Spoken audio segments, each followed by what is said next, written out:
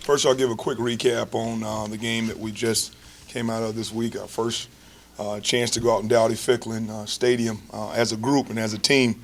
We're very happy that our kids came out and worked really hard to play a clean football game.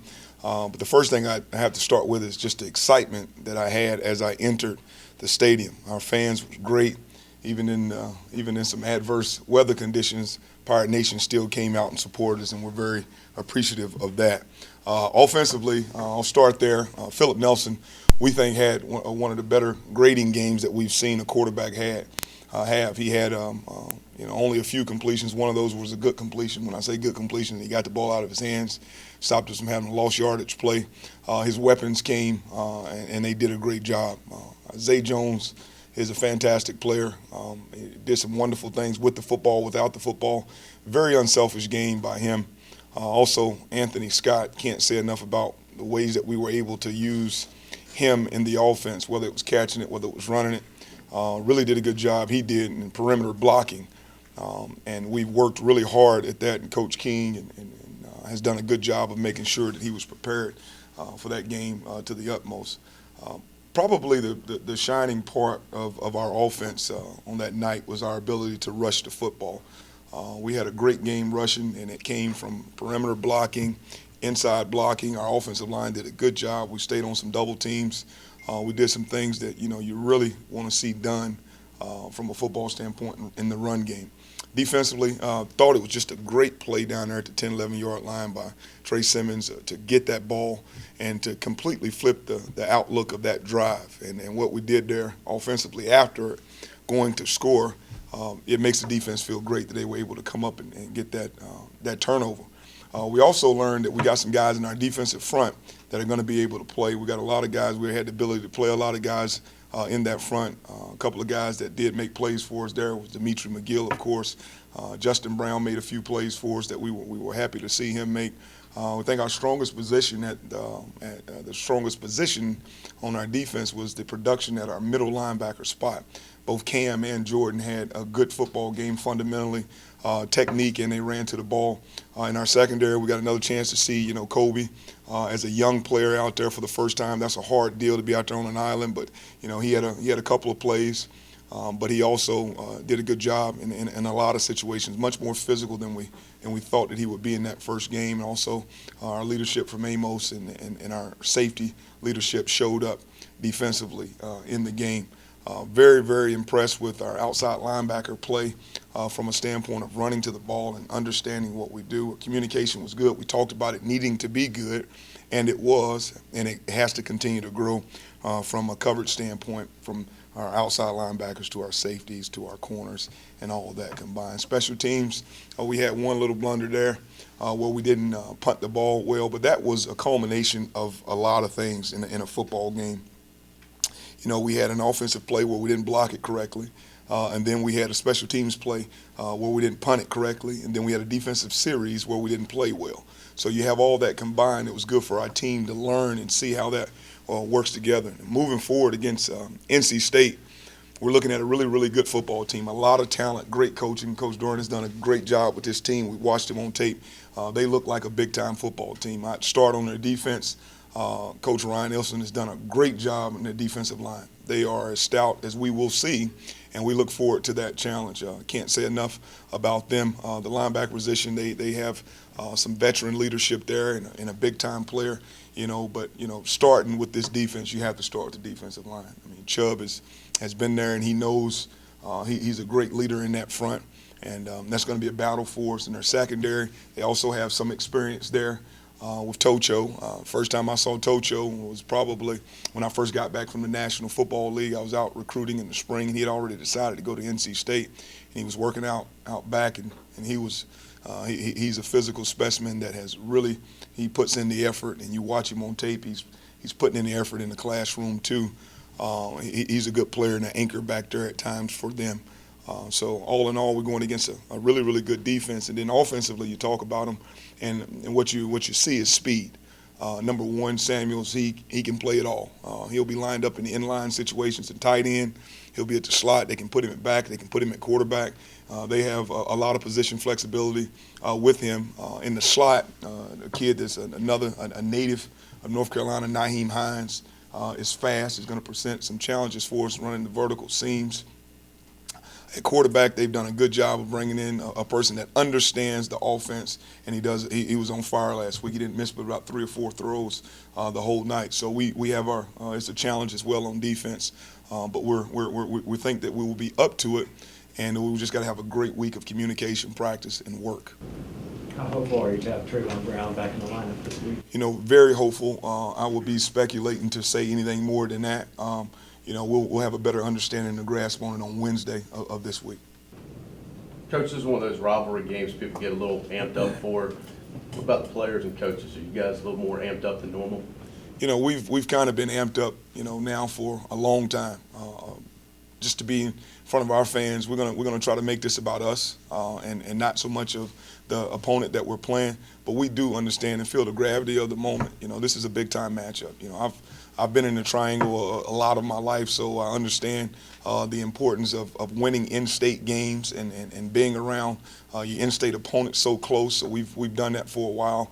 Our guys we'll be focused and we'll be ready to go. Our coaches, of course, had a great practice last night on the field. There was a lot of juice, a lot of energy in that practice, and it's really, you can really get a lot better from wins. A lot of people think that you go in and you collect all the information from a loss and then you can come back and get better. But if you're really good at coaching and really good at playing, wins provide you an opportunity to coach even harder and to just really dissect everything that you didn't do that you would like to have done. So we're energized right now, and we do feel the gravity of the moment.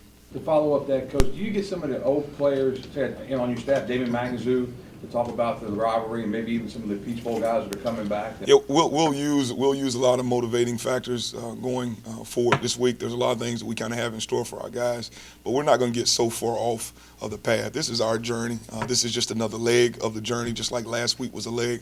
So we're going to make sure that our kids are prepared for the football game, and we're not going to go overboard with this. Our kids, they know what's going on. They understand how hard they worked from January. No one else has been out there working with them. They've been working with each other. We'll use some team indoctrinations from inside of our team that'll be very helpful. How impressed are you with Alex Turner and Justin Brown being able to fill that very vital role at the end? That was we were impressed by both of them. More so of them understanding exactly what to do, and at the defensive line position, sometimes you feel like you could maybe just beat a guy on a speed rush, but you have to be gap sound. They didn't get outside of the lines of what Coach Adams is asking them to do, and if I were them, I wouldn't get outside the lines of what Coach Adams asked me to do either.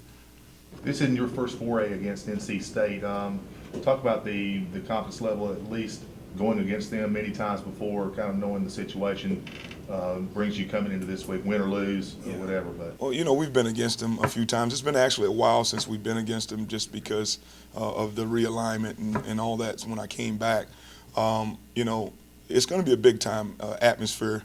The physicality is what we have to get prepared for. The speed is what we have to get prepared for. But we've been in this battle before. We know that our guys will take the step that they need to take this week, and we have to continue to get better. And that's where we'll start. We're just going to work on every day, trying to get better as a football team from a fundamental technique standpoint. And we got to go do the things that require no physical talent. That's what we got to be great at this week. Last night you compared Jalen Samuels to James Summers, and trying to simulate him at practice. What ways are you going to try and do that?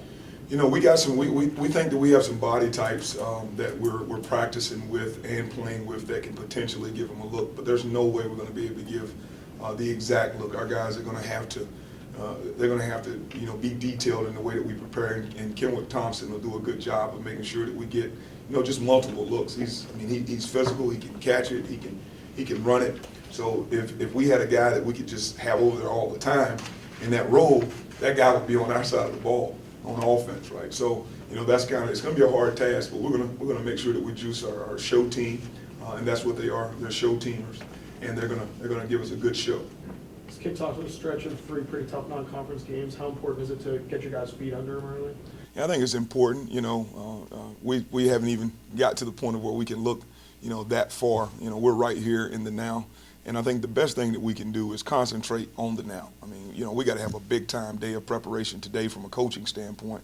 And then tomorrow when we get our hands on them the first time, our coaching has to be exceptional. So what we're going to do is focus them on what we have to do now. And then when we get to the next step of the leg of the journey, we'll go there. But right now we're concentrating on trying to make sure that we're prepared for Monday.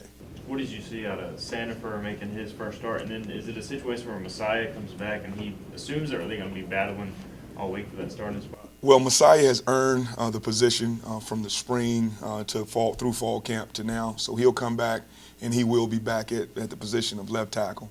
But Sandifer he's earned the right to play. So he knows that at any time he could be the guy that is in there. It's always a competition, Steve. I mean, it's always 100% it's going to be a competition, but we feel pretty good of where Messiah is, and we look forward to welcoming him back as well as DeMaje back to the lineup. You go from a 6 o'clock kickoff to a noon kickoff this week, going to be 90 degrees. Any preparation thoughts about having to play in the heat of the day coming up this Saturday? Not really. We practice. Our practice time is appropriate. I mean, we're out there in the 4 o'clock-ish range, and it'll be hot. And we've had a camp where we spent the majority of our time in that part of the day because we know that we play here in eastern North Carolina, and we know that weather it's a different type of weather even from anywhere else that we've been before. So we did that in preparation of knowing that we would have a Saturday noon game or a hot game somewhere along the way, whether it be this week, next week, the week after, before we get into the true fall months of the year. So we've prepared to this point in time, but we're going to go hard, and we're going to continue to work and run at the end of practice to make sure that our guys' level of conditioning is where it needs to be. But also we got to stay hydrated the entire week so that when we do get to Saturday, it's no shocks. After getting your first win, did you hear from any other coaches in the league or from the ACC about congratulating you? Yes, a lot of coaches, reached out to me. I'm not going to start naming them because I surely will leave somebody out. But a lot of coaches reached out, of course, also from the National Football League. Probably one of the first text messages I got, I don't know what he was doing at that time of the day, was Bruce Arians. And then right after that, they just started all rolling in. So, it was a good time. Really, really good time. As a former player, do you have a favorite rivalry game with Carolina? Not really. Every one of them are rivals in state, so when we play that week, but probably playing, as you would know, just from where I've been, the place that I was, the rivalry was there. In the National Football League, the rivalry was elsewhere in the AFC, so right now this is the rivalry, and this is what we're focusing on. To play off of that, do you have a favorite NC State moment from when you were playing? Wow, that's been so long ago, man. I have to go back through my notes. It's been a long time. I probably say one of my high school teammates played for NC State, was also a National Football League player. His name was Tony Scott. I think one of the best moments is when you realize that you and the guy across from you grew up together, worked together, and then all of a sudden, he was in red and I was in the color that I was in, and then we were going against each other. That was a big time moment. Yeah. You spent a lot of time in the Triangle when Coach Doran was there. Do you guys have any relationship outside of the passing handshake at the pigskin preview or whatnot? Or? Yes, you know each other from recruiting, you know each other from competing to get ready for games. So have I seen them? We've seen each other at different places, kind of, growing up in the ACC, kind of the last 3 years together when I came back. But outside of that, not really. What are your thoughts on the atmosphere from Saturday night, and can you imagine what it's going to be like this Saturday? No, I can't imagine what it's going to be like this Saturday. Just like I couldn't imagine it was going to feel the way that it felt when I ran out, last Saturday. So we're just taking it one step at a time. I'm trying to take it all in, and I'm enjoying it. And our kids are enjoying it. Our kids are having fun.